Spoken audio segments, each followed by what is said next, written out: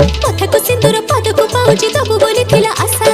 आशा भांगी देलु बसा भांगी देलु करी देलु लोक हसा जेबे करी देलु मते पारे बिनी आउ बची दुई दिन तो ही पारिलो नी रही सारी देलु सब किछि रे बाबू छी छी छी छी छी छी रे बाबू छी छी छी छी रे बाबू छी रे छी रे छी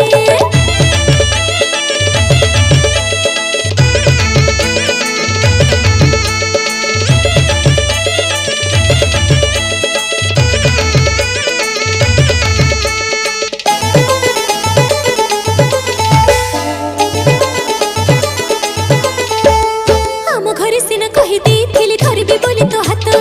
आउ कहा हाथ धरबो बोली तू बदड़ी दिलु बाट एका एका बाट केमिति चलिबी अंधार दिसुची सब भल पाइथिली भाबी मुनथिली एमिति बदड़ी जीवु